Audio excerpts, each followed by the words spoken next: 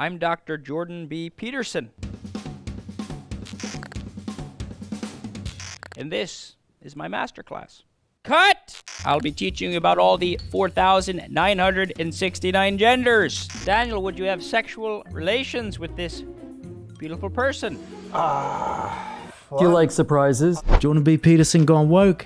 Hey folks, welcome back to One and Done.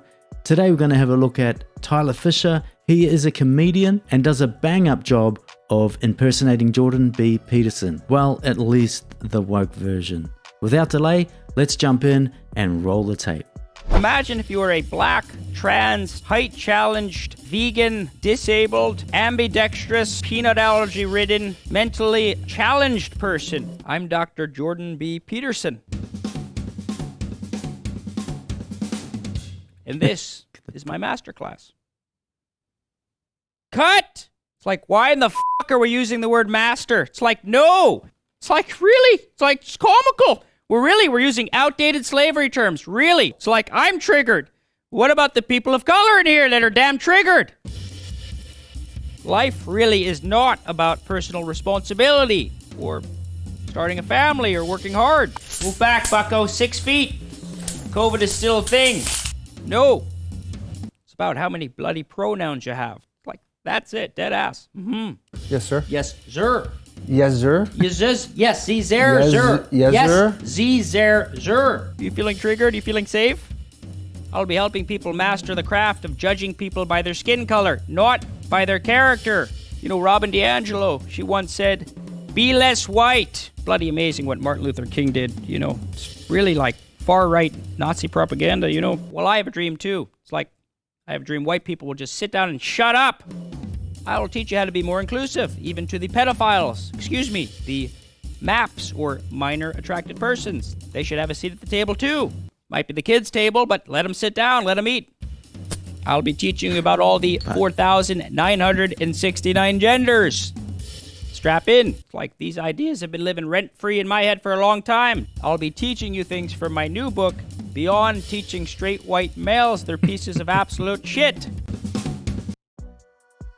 Now, I've seen Tyler Fisher on that movie, Lady Ballers. I was in stitches. It's absolutely hilarious. You need to see it. It's one of the funniest movies I've seen for a long time. It's been a long time since I've enjoyed a comedy, but I haven't seen a comedy like that is really pushing the boundaries, especially in these modern times. And it's just raw, unadulterated laughter. So they did an amazing job on that, Lady Ballers. Now, Tyler Fisher, he is one of the main characters in the movie, and he is nailing Jordan Peterson at the moment. I love the Canadian accent and everything, his mannerisms. He's got it down pat.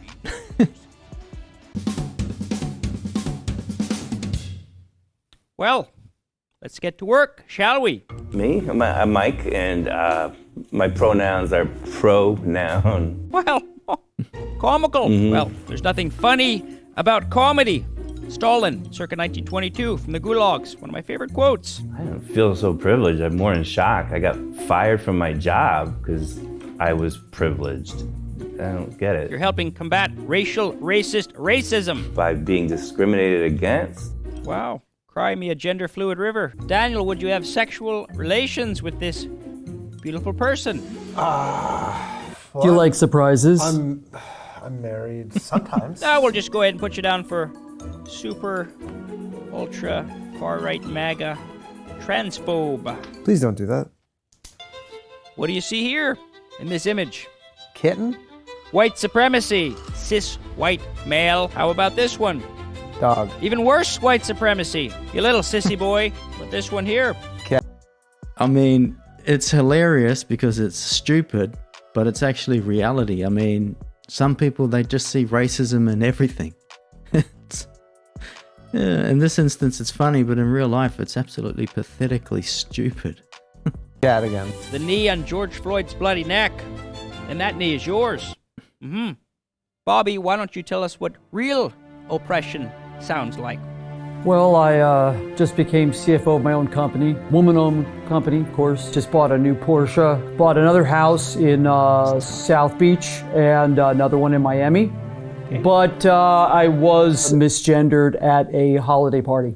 Well, it hurt. Surprised she didn't take her own damn life. Greta Thunberg. It's like, I'm gonna quote her right now and say, how dare you? Get down on one knee and give me 20 Black Lives Matters. Jussie Smollett once said, white MAGA extremists won't even let a black gay man get a damn Subway sandwich at 2 a.m. in the middle of a goddamn snowstorm. It's like a miracle he even came up with that. Black Lives Matter. Black Lives Matter. Black Lives Matter. I can't believe how goddamn fucking naive you can be. It's like, that ain't it, Chief. Can somebody get me an emotional support cat to pet, please? Goddamn patriarchy. If you're petting a cat, it's like, it's not even consensual. So forget that. Consider that rape as far as I'm concerned. It's like, that is feline rape. It's like, no. Somebody get me some imitation lobster, please. My blood sugar's plummeting. Man. Sorry. Woman. And go ahead and check your privilege at the door.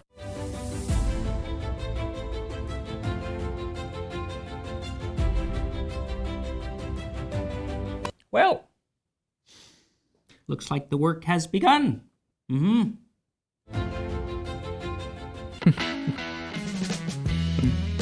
Oh my goodness. This is a busy boy. Now, I just want to show you this short clip that Tyler Fisher actually appeared on Dr. Phil.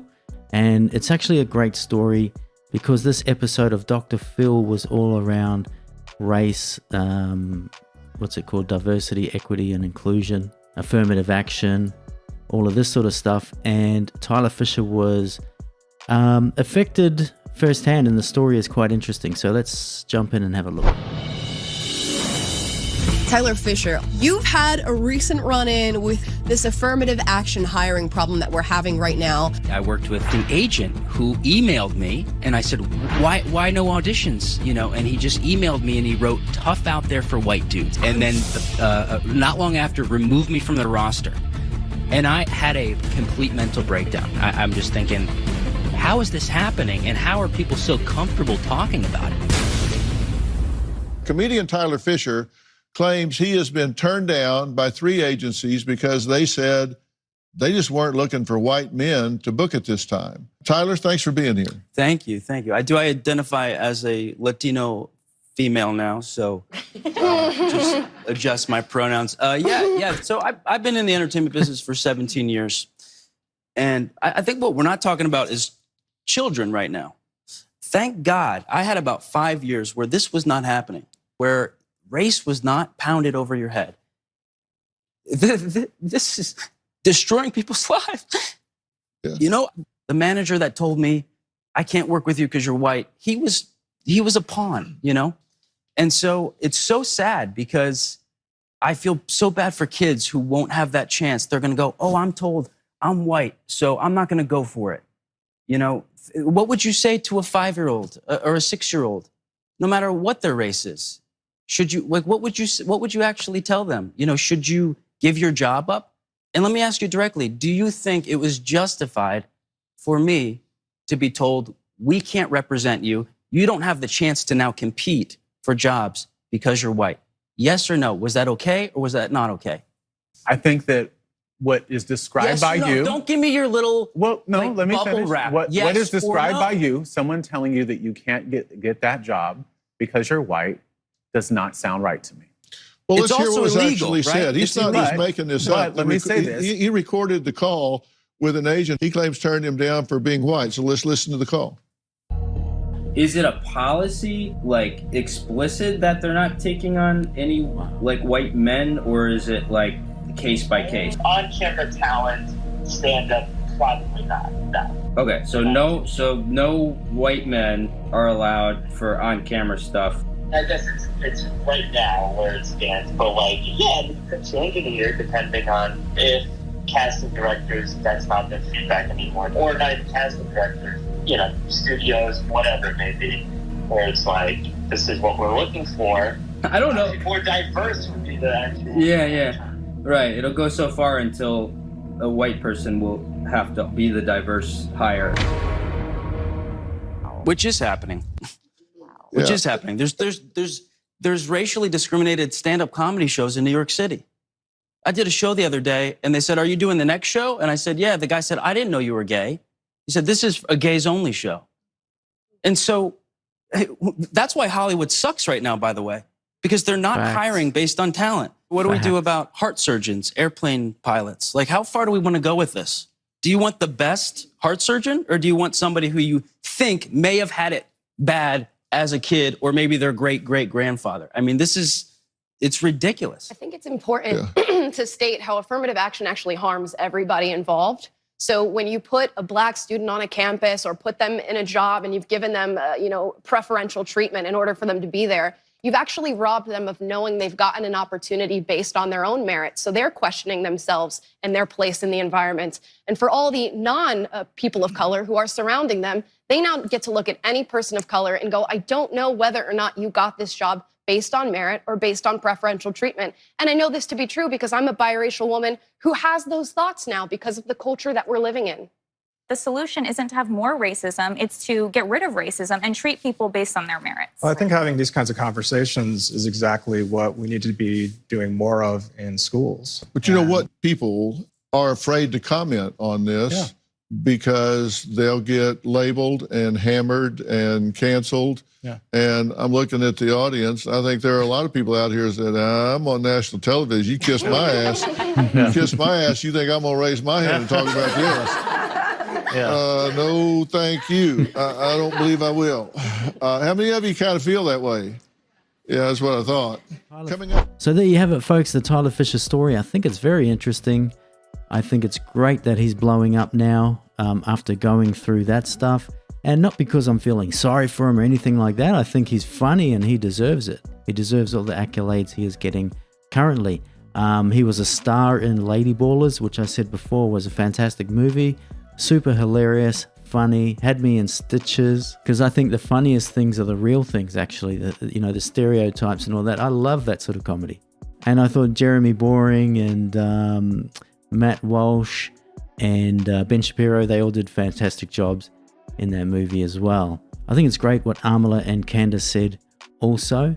I think people should be judged not on the color of their skin, but the content of their character and their abilities. If they're the best person for the job and they have the skill set, that should be it. We want to see the best of the best at their best. And we want people striving to be the best, not given handouts. Anyway, that wraps it up from me, but please drop your comments in the comment section. And don't forget to like, share, subscribe, ring the notification bell, and help us get to 100 subscribers. And we'll catch you in the next video.